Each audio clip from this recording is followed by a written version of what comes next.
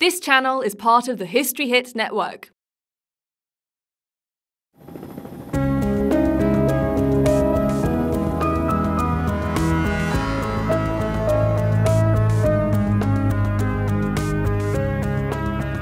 If you're really lucky and you're here right on the right day, you can clamber up in the ice and pick up the object exactly where it melted out.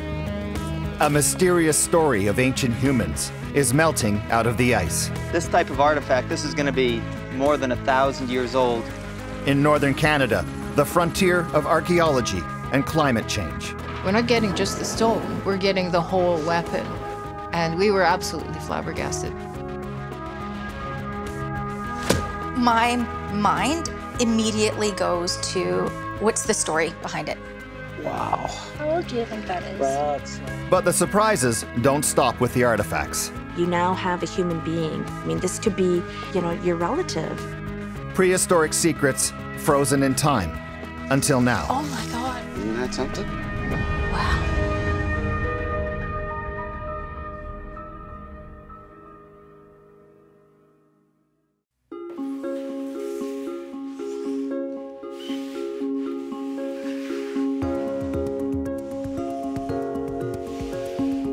In a government lab in the Yukon, a collection of ancient hunting tools that holds the secrets to a missing chapter of human history. This one here is my particular favorite, and I don't know if you can see this, but this small segment, about 3 inches long, it's got a couple of twists of sinew on it and parts of a feather that are still wedged underneath that sinew. This is actually the piece that started the whole ice patch phenomena. When we got the radiocarbon date back at 4300, it's just all the lights went on, and we saw that this was one of the oldest preserved organic artifacts found ever in Canada.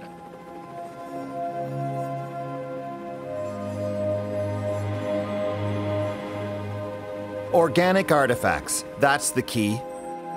Wood and feathers and sinew that otherwise would have rotted away centuries ago. Instead, they were preserved in the southern Yukon's ice patches. But what is an ice patch anyway? And how is it different from a glacier? We've lost about 10 square kilometers worth of ice. The really big difference is that glaciers move. For ice to move, it needs to be about 30 to 40 meters thick, so roughly 100 feet or more. And when the ice is that thick, because of its own weight, it deforms under its own weight and it starts moving.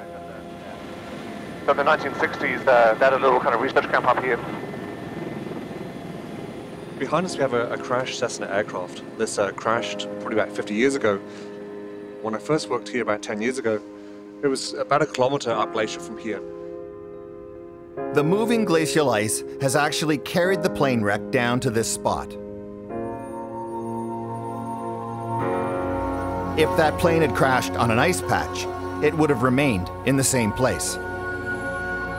So on ice patches, because they're not moving, the material that falls on the surface really becomes preserved in place. And things can be preserved for thousands and thousands of years. So ice patches can be big, but not as big as glaciers. And they've been sitting in the same place for thousands of years. That is, until now. Their rate of melting is unprecedented. And while the rapid thaw is scary for climatologists, Greg Hare and Christian Thomas have chanced across an entirely new scientific discipline: ice patch archaeology. Chris was just walking along the edge of the ice for about 3 meters from the edge of the ice here, and he found a dart shaft that has melted out of the ice and looks like perhaps it's been caught in the meltwater channel and moved in several pieces down to where we see it now. When you look around this landscape, there's no trees, so the only way for a substantial piece of wood like this to get up here is for someone to actually bring it up. So when we see wood, we automatically know it's an artifact. This type of artifact, this is going to be more than 1,000 years old. You wouldn't find this in a non-frozen site. That wood would have rotted away hundreds of years ago, so we know this is pretty fresh out of the ice. There's a good fit right there, Chris. Looks like it, perfect. Oh, good one, Chris, good eye. Another fragment of the dart. People hypothesized that there were feathers on the end of these weapons. Actually finding ancient examples of the weapons allows us to know how people position feathers on the shaft so that we don't have to hypothesize. We can look to the collection and measure and see how they constructed these things and how they intended them to fly. The Yukon used to be an archaeological backwater. Then, suddenly, the artifacts were being disgorged, and Canada was leading the way and unraveling the many secrets of the melting ice. If you love history, then you'll love History Hit. We have tons of exclusive documentaries about the most important people in history that you will not find anywhere else. Whether you're looking to dive into life and crime in Victorian London, the lessons that can be learnt from the Middle Ages, or the forgotten history that deserves to be heard, History Hit has a documentary for you, just a click away. Not only that, but we have a huge podcast network, releasing new episodes every day, so you'll always have something to listen to. Sign up now for a 14-day free trial, and Absolute History fans get 50% off their first 3 months. Just be sure to use the code AbsoluteHistory at checkout. You might think what they have just found is an old arrow. It's not. It's a technology that predates bows and arrows by thousands of years. It's a hunting tool called an atlatl. An atlatl is a carved piece of wood that allows the hunter to hurl a dart with greater force over a greater distance than he could by simply throwing a spear.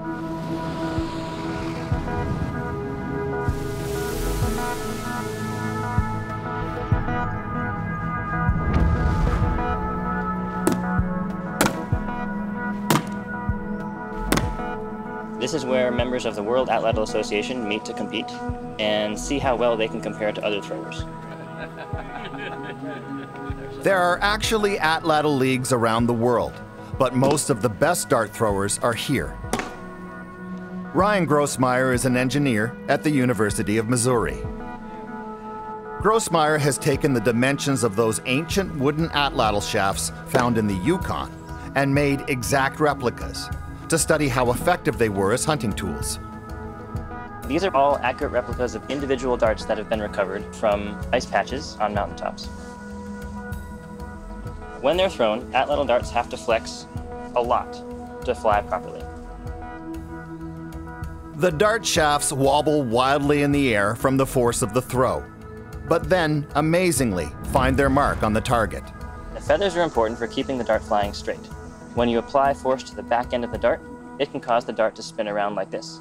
The feathers are what start the dart spinning and cause the back end to stay behind the front end. Otherwise, you can have the dart spin around in flight. These darts from the Yukon are actually very sophisticated.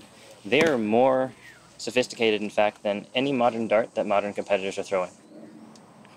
This would have taken a lot of time to do with stone tools, but I think it was integral to how these fly accurately.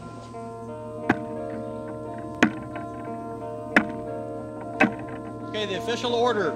In terms of accuracy, there are competitors here today who can easily hit a dinner plate-sized target from about 20 meters. Ryan Grossmeyer. And that's definitely accurate enough to take down something like a caribou or any kind of deer.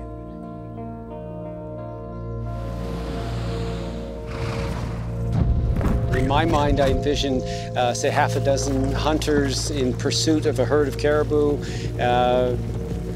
One or two get hit by the darts. And meanwhile, the darts that missed the mark perhaps got buried in the snow and then incorporated into the ice. So it's like a giant deep freeze. Anything that's been lost either on the ice or at the edge of the ice or happened to die around the ice often becomes entombed in the ice for hundreds or thousands of years, and we happen to be in the decade or in the century that ice is melting. We don't know how old this particular ice patch is. The oldest thing we found from here, I think, is 900 years old.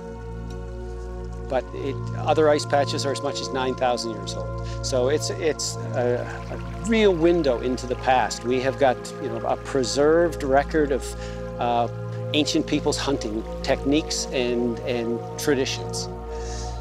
Looks like what we got here is maybe a swan or goose leg bone that's been split, and one end of it's been ground into a point, likely used as an awl for punching holes in leather and materials for repairing objects.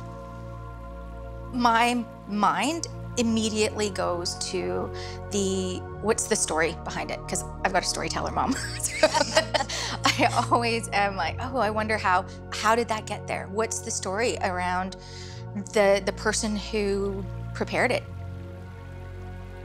So this is definitely the first time I think we found an awl on an ice patch. It's one of the first times we found a non-projectile point on an ice patch.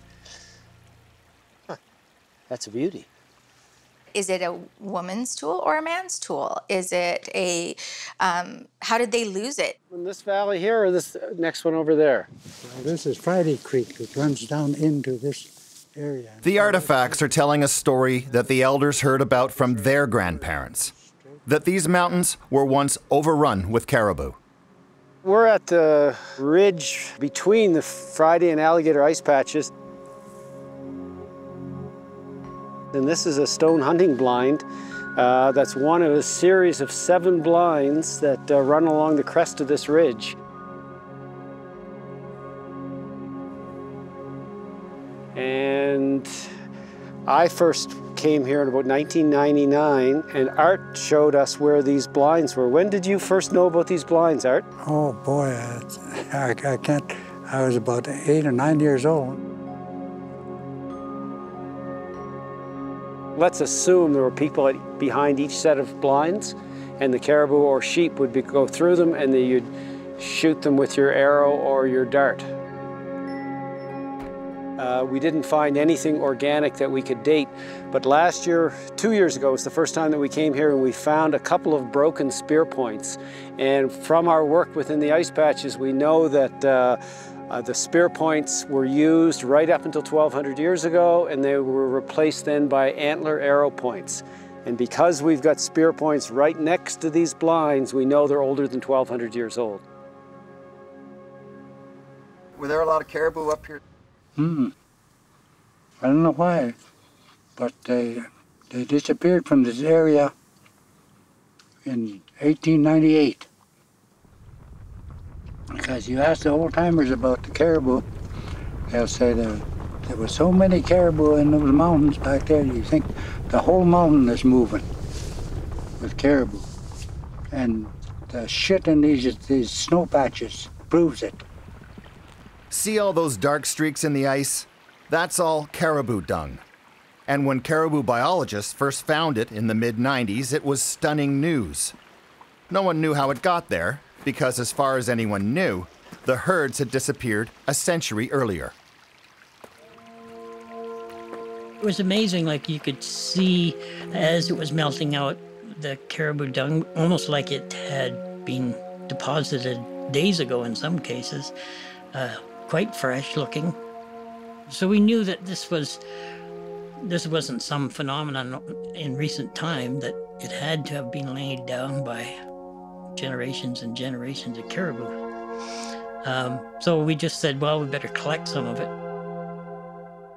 As they were scooping up their dung samples, Don Russell and his partner found the pieces of what they thought were bits of an arrow shaft, and they took them back to Whitehorse.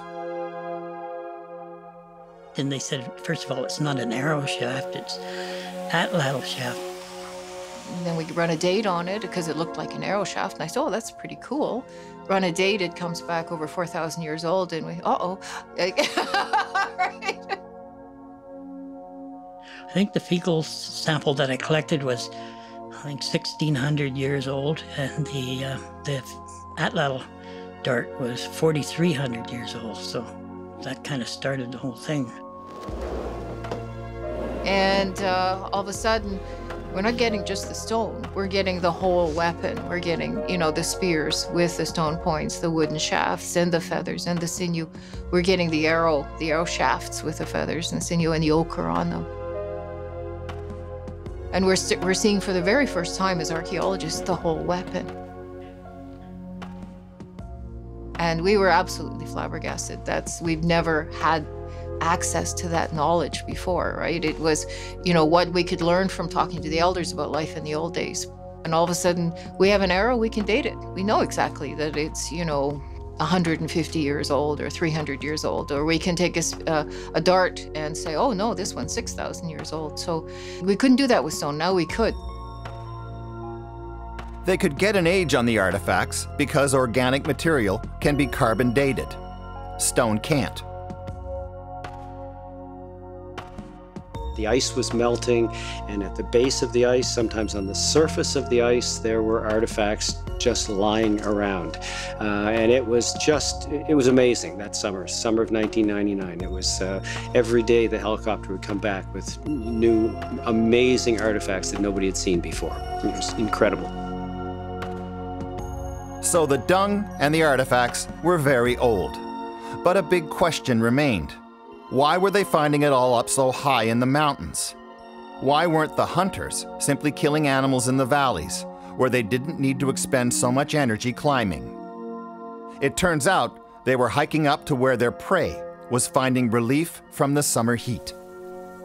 One of the things is that caribou are very well adapted for cold conditions and not very well adapted for warm conditions. So it's an opportunity to help them thermoregulate so that by congregating on the ice, by laying down on the ice, they can stay cool. But I think more important than that was avoiding harassing insects. See how those caribou are twitching like that?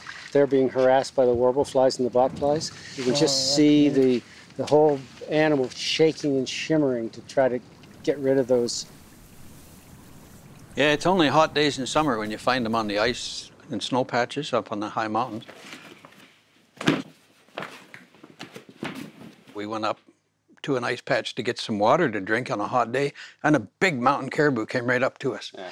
And he didn't see us. His eyes were drooping and his tongue was hanging out. He was hot and he was bothered, and there was a cloud of flies.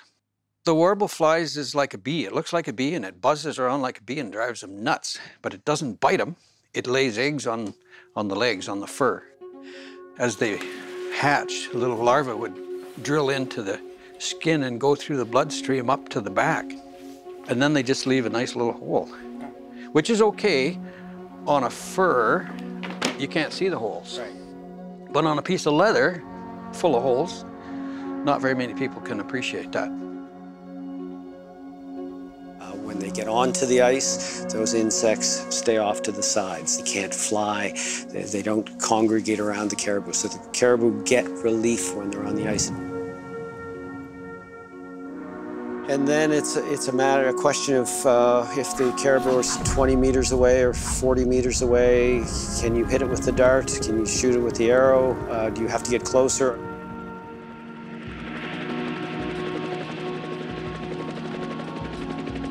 I said, holy, that's a long ways to throw a spear, or a long ways to throw an addle.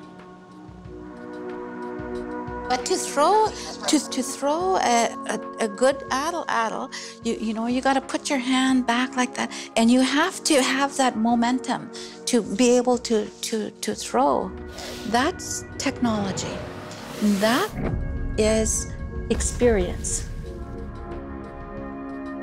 Imagine the anticipation each summer, heading up here to see what these ice patches have to offer up next. But imagine, too, that the artifacts are your family heirlooms, left there by your ancestors. Each piece that is found carries with it a loaded double meaning.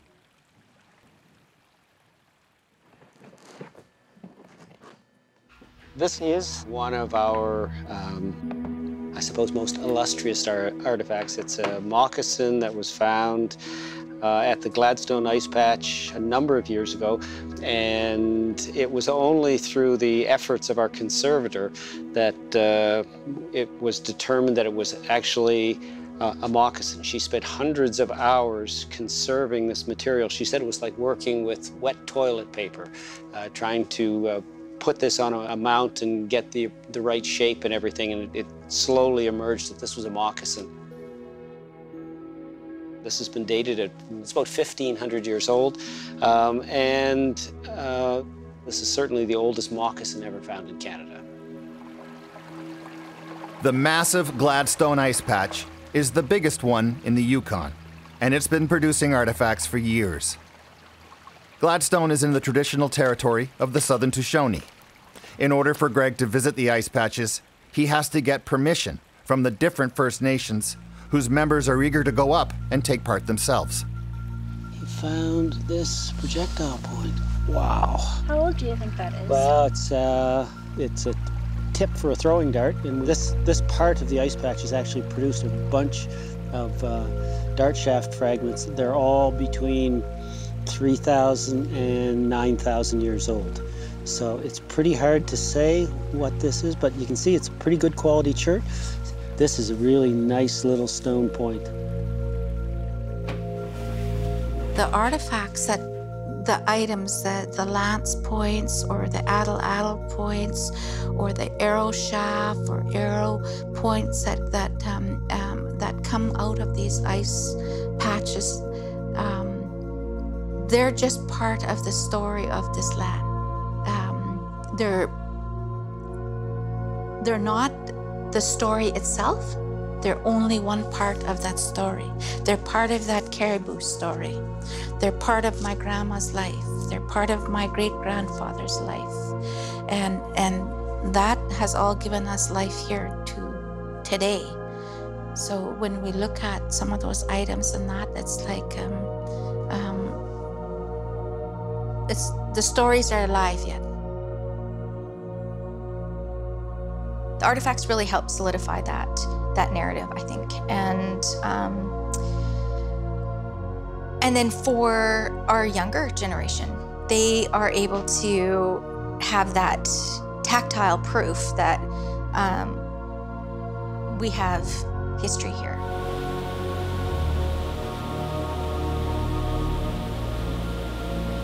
Tactile proof. One of the key jobs for an archaeologist is to ground human history within the landscape, to reveal to us that people were here, and to tell us what they were doing. This is central Norway. That petroglyph carved into the rock depicts a reindeer, a first cousin to the caribou of North America. Experts think this was etched into stone 6,000 years ago, and tells a story of how important reindeer were to the people who hunted this land.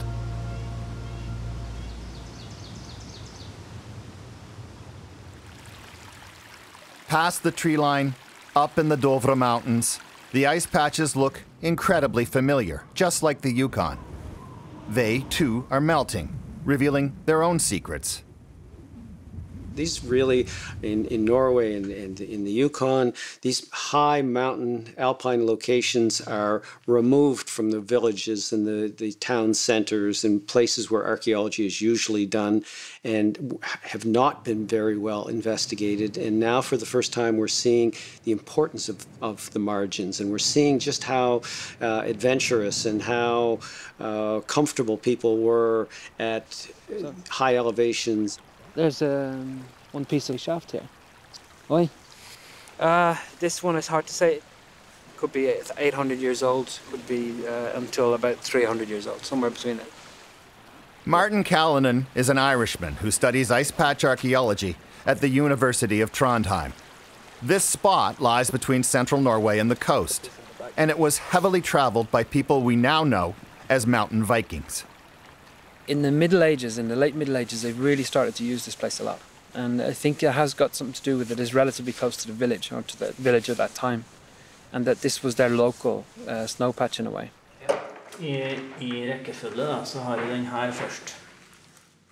Martin ends up getting a lot of his artifacts from trusted local collectors who know what to look for.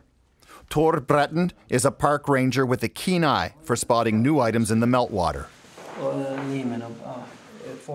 He and his colleague, Ingolf Rotvey, meet Martin in the Opto Park's office to unveil their latest finds. That's wonderful. Yeah. When you see the arrow and realizes, it's an arrow, it's like hard to describe. It feels like an electrical shock in a good way. And at first you say, oh, that's an arrow shaft. Can I find the arrowhead? Where's the rest of it? Oh, yes, it's complete. This is wonderful. I found at least 47 different artifacts, arrows or pieces of bows, found over several years in small fragments. So maybe 250 different pieces from arrows or bows. I found it. It was like this when I found it. When I tried to lift it, it broke. To me, that tells a story about my ancestors. It was my ancestors who did hunt up there, and I'm also a reindeer hunter, and on a warm day, I would hunt on an ice patch. So this shaft melted out and was found about in the middle of the snow patch. Sånn midt på. Yeah. Found in different fragments, but as you can see, they fit together. And there's nice preservation on this. We have the knock at the back, which the archer would have held when he released the string from the bow. The last person to touch this arrow before Ingolf found it on Thursday was probably the hunter 16 or 1800 years ago, as he released the arrow hunting. And the question is whether they belong together, and this is part of the fragments game. If it doesn't fit, we're going to have to go back there and look again for the... But I think it fits, but I don't dare. Get the hammer. Wonderful. Nye funnet det. One of the things that's difficult about the snow patch archaeology is that the ice patches, they go from being heaven for old objects, frozen in ice, stable, and it's the perfect environment for organic material like wood or bone or antler. 12 millimeter. But the moment the objects come out of the ice, then it becomes hell, because then it's very important to get to secure the objects straight away. Once they are thawed, the wooden artifacts are damp, even soggy. They'll need to be dried out and then treated with preservatives. In a burial ground near Vong in Norway, these mounds mark graves from the Viking era. Archaeologists estimate that there are between 750 and 800 people buried here, going as far back as 1,500 years ago. The thing to remember is that the people that lived here in Scandinavia during the Viking Age, they also were farmers, hunters. They worked in the landscape around them. And some of the arrows that we find on the snow patches, they may have belonged to the people that are lying in the graves here. In fact, we find arrowheads in the graves, in some of the graves. They're exactly like the arrows that we find on the ice patches as they melt. Well, not exactly. The metal hunting points recovered from the Viking graves are corroded by chemical elements in the soil. You can get an idea of what they would have looked like when they were new from their shape. But when you see a similar point recovered from the ice where those chemical elements aren't present, well, just look at it. It's pristine. It was found early in the morning, and the way the light was shining on the snow patch, and it just really had melted straight out of the ice. It's almost as if the hunter was there the day before and had lost it. So it actually sort of captures what ice patch archaeology is about, just trying to be there at the right time and save the object as best we can. A metal point is something they dearly love to find in the Yukon, but that artifact hasn't turned up there yet. The key strategy in both places is to be ready, to spend the summers keeping an eye out for what gets offered up next. What we're seeing here is a little knob at the top where the bow would have been stringed, and we can see a fragment of the arm of the bow. Of course, it would have been much longer at that time, but the hunter would have held it perhaps here, and only this part has been preserved. Maybe perhaps this is exactly where it broke. So this may be one of those other moments where the hunter has strung his arrow, has drawn a string, and instead of loosening an arrow, the bow has cracked, and that it was discarded on the snow patch. So there may have been wailing and gnashing of teeth around this piece. In the 80s, there was 1 or 2 little finds. 2000, early 2000, 2003, it just explodes. It explodes in central Norway, in southern Norway. We start to hear news from Canada, southern Yukon. They've got hundreds of finds. And then we realize, wow, this is something very different. And I think that this applies to glacial archaeology as a whole, that we are everybody in a kind of a rescue mode. And we're trying to find best way to document the things now, here and now. The real detailed research and study of these things is going to come, you know, decades and centuries in the future. This is research material, and this is material for archaeology, for archaeologists for generations. This is the front line of the archaeology of climate change. I think that there's a lesson we're being shown something here, that when 5,000, 6,000-year-old objects are starting to melt out of alpine ice, that something is changing in the mountain landscapes.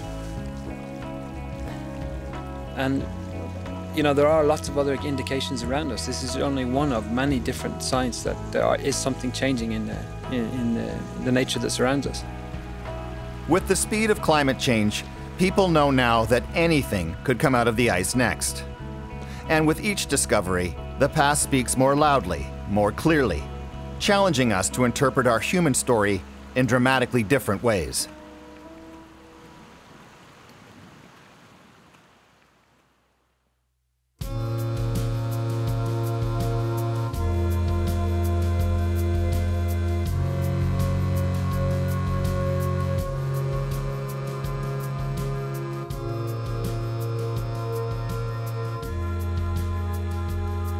The significance of finding even bones that you're not sure if it came from last year's hunt or 40 years ago the hunt is that the ice that persists up here preserves everything.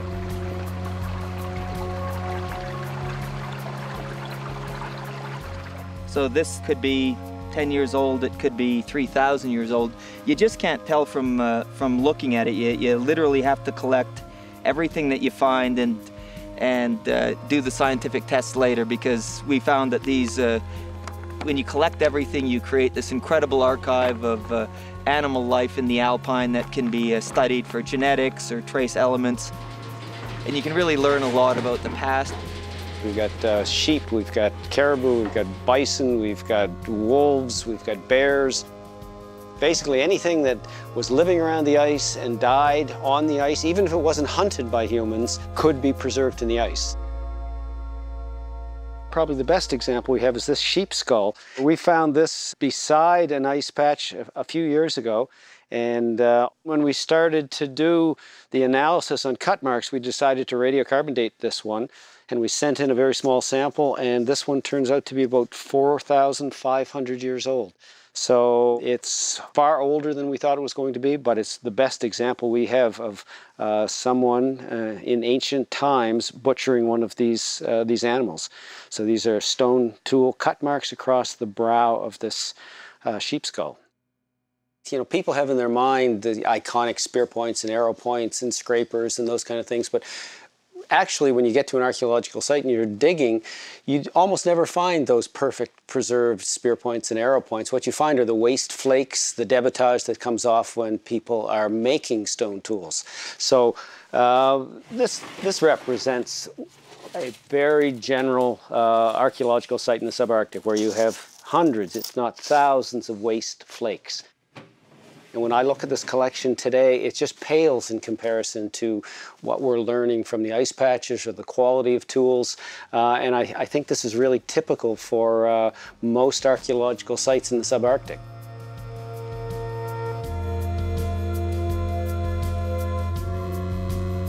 We're at the Gladstone Ice Patch, and Sheila just found another stone spear point. And you can see it is, you know, that's either basalt or dacite. Another day, another historic find. Yeah, it's within that range. This time, it's the stone hunting point from the tip of an atlatl. You're getting a better, your eyes starting to get trained. Greg Hare is with college student Nansana Murphy, a member of the Champagne-Eshak First Nation. Yeah, it really stands out, the colors. And with anthropologist Sheila Greer. And you can shape it. They chose, the old people knew what they were doing. They chose rock that they could shape. I have seen somebody personally pick up a stone tool and go, you mean this is made by my ancestors? And you go, yeah. I don't know, it's crazy. I love it. It's so cool to know that this has been here for like hundreds of years and you're just seeing it now. For much of the 20th century, the residential school era cut First Nations children off from their relationship to the land. I was 5 when I was taken from family and that here. I don't know if people really realize what kind of impact that had on communities. The discovery of that first artifact in 1997 coincided with the Yukon native culture beginning to find itself again. Hardly anyone was doing traditional carving, and there were no traditional dancers like the Dakakwan troupe. Now look. Preserving culture and a connection to the land are one and the same. For those young people now that are going to be the caretakers, they're the ones that are going to look after the land, they have to know where they come from. And we're trying to make sure that the young people that participate in ice patch work have that expanding knowledge of this land here that they call their homeland.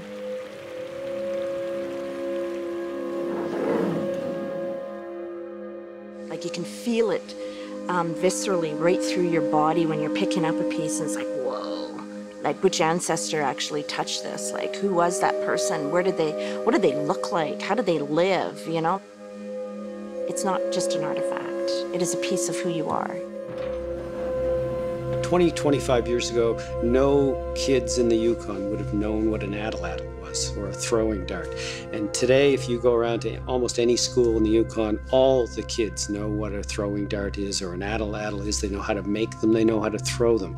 And that's, you know, that's a cultural shift that has just taken place in 20 years.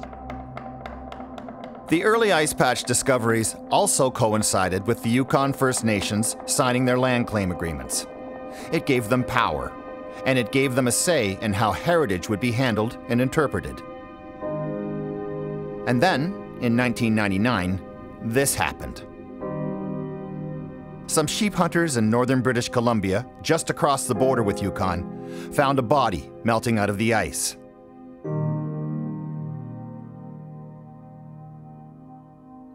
Scattered pieces of his belongings, including his spruce root hat, his gopher skin robe, a bag of tools and various wooden implements, indicated that this was no recent casualty.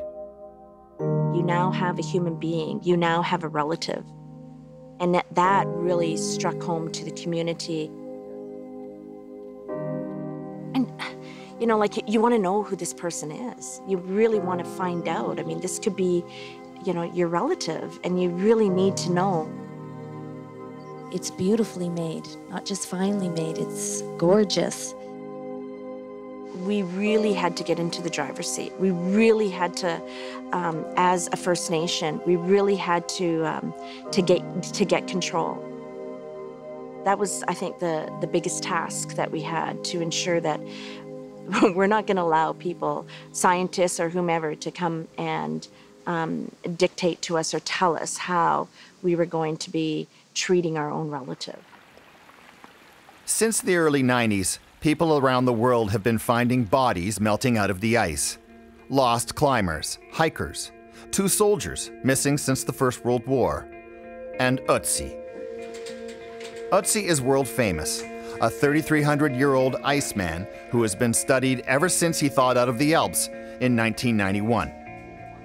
One thing about Ötzi, though, no indigenous group ever claimed him as their own. It was a different story in North America. Take the 9,000-year-old skeleton of Kennewick Man. A bitter fight ensued in Washington state over who should have control of his remains, the government or the First Nations. No one in the Yukon or BC wanted a repeat of that. You know, everybody had a sort of bad taste in their mouth from the Kennewick Man situation. Champion-Asiac and the BC government were able to come to a resolution that allowed science to take place and still honor the cultural values. A resolution born out of compromise, not only with the scientists, but also within the First Nations communities. There were people who felt it was a bad idea to disturb the remains of this man, whoever he was. Even now, images of the body cannot be shown, because of sensitivities and respect for the dead. I think the biggest lesson for the community is that I need to honor what my ancestors,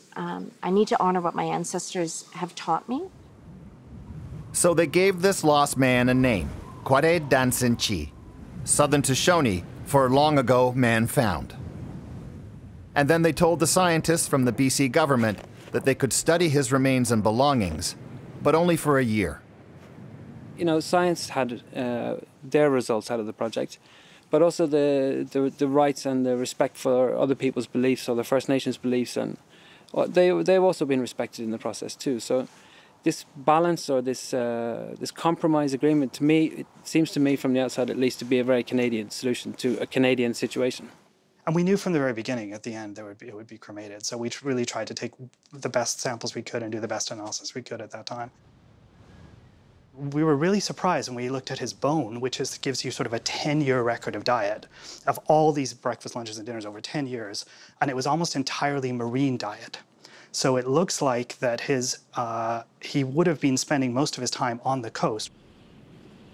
The scientists managed to isolate Kwade Dansin Chi's mitochondrial DNA and determined that he was connected to native groups from the Pacific Northwest. See feathers here. I mean, given the radiocarbon dates suggest that, you know, he's somewhere between 200 and 300 years old, it makes sense that he would be related to people. And that was the height of the trade between the coastal Tlingit and the interior Athabascans was in that period of time. So people were back and forth a lot.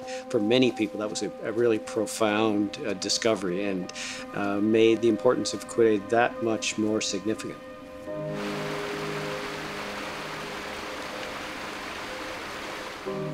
Even more significant was news that Kwade Dansin Chi was related to 17 people who were living today. Makes you feel really solid, you know.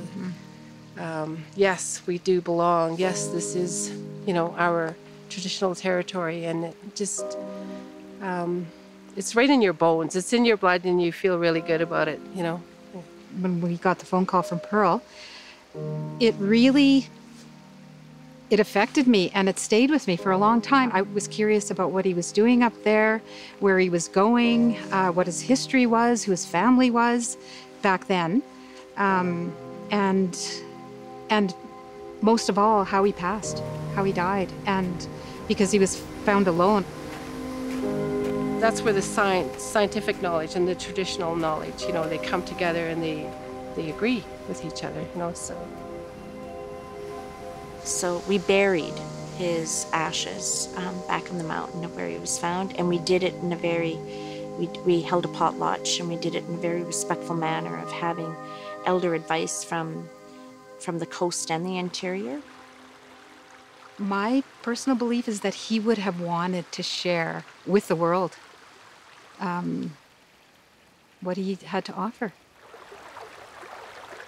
No one really knows why Kwade Dansin Chi was crossing the ice towards the interior. But the message he delivered a few centuries after his death is profound for the people who live here now. That this vast and open wilderness has been a human place for a very long time.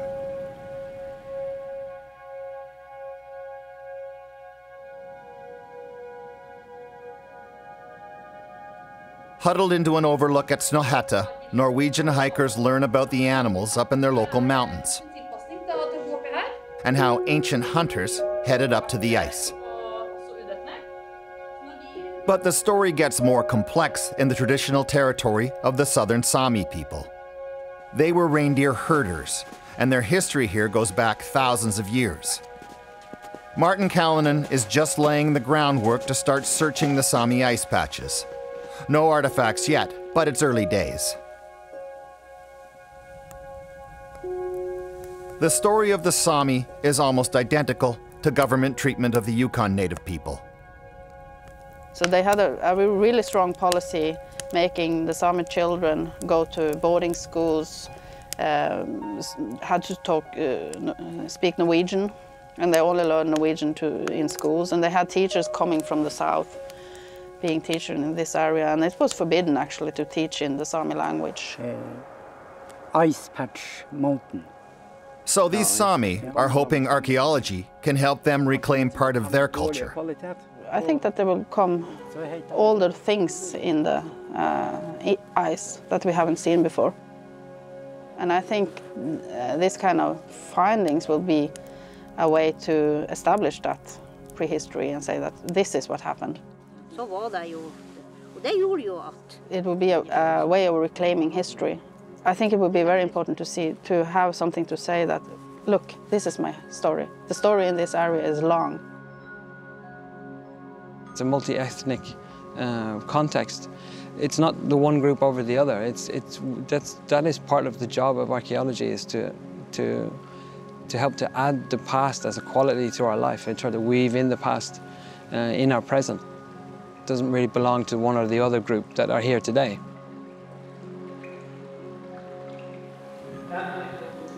The point of that for me is that if you come there from a Norwegian ethnicity, you see that, aha, this is my past.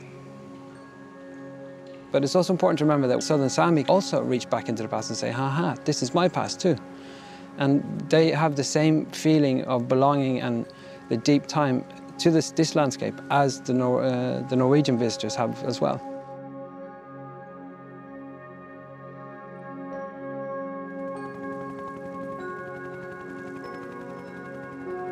At times, it resembles a scavenger hunt. Over a good Yukon summer like this one, the discoveries just keep on coming. Okay, so we got 3 pieces of an arrow here. It's kind of interesting because these 2 broken pieces, one's the small end, so that's going to be at the proximal end of this arrow, and the other piece beside that is probably going to go at this side. Yeah. So let's just see what we got here. It is a lovely straight arrow shaft. Put that back and let's see what these other pieces look like. Oh, look at that. That's the knocked end. That's a beauty. Nice, nice, nice, nice, nice. Oh, really nice. I'm not exaggerating to say that most archaeologists would die and found they'd gone to heaven to be able to find something like this. Not just archaeologists, you know. Anyone. Have a nearly complete arrow. The opportunity to find something like this that's just melted out of the ice after 1,000 years. It's incredible. Greg Hare's team has learned that even the most inconsequential-looking ice patches deserve attention. They know that in another age, hunters might have stalked there. It's one of those things that you would never have predicted, like when you're at university and you're studying things, you would never predict that the opportunities within archaeology would change so dramatically that you'd be involved in something that is kind of redefining the discipline. I'm just gonna take some video of the context here. Greg Hare is going to remove the artifact and we'll see what we got here.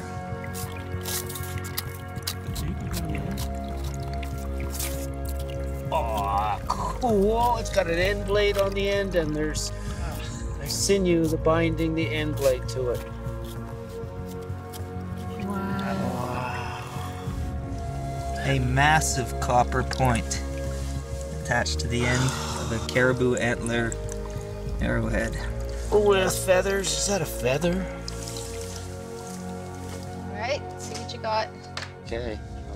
It looks like it could be another stick. It has that general shape. What do we got here? Oh my God. Yeah. Oh my God. Isn't that something? Wow. Yeah. That's amazing. Isn't that something? Oh my goodness. Oh, it's perfect. It was seeing the full barbed antler point with a copper end blade. That's something we haven't seen before here in the Yukon. It's just a perfect piece. And yes, we finally have one. Oh my God, that is stunning. Isn't that is something? Just beautiful. Wow. This is our new poster child. Yeah, it is. It has just been elevated to that. Look at this. The craftsmanship of this copper hunting point, attached with sinew to a barbed antler, is astounding. When the team ran carbon dating tests on it later, they found out it was 850 years old. Further tests showed that the point was processed from local copper nuggets, so the metal was not an outside trade good. Whoever lost this lost not just a weapon, but something of value, perhaps a talisman. There's an amazing story here, embedded in just this one piece. Bit by bit, the ice is giving up its secrets. We've only got one chance at this, you know. 10 years from now, many of these patches may have either melted out or the artifacts that were present have melted out and they're gone now. So we've got this one opportunity and we're trying to make sure that we don't miss that chance.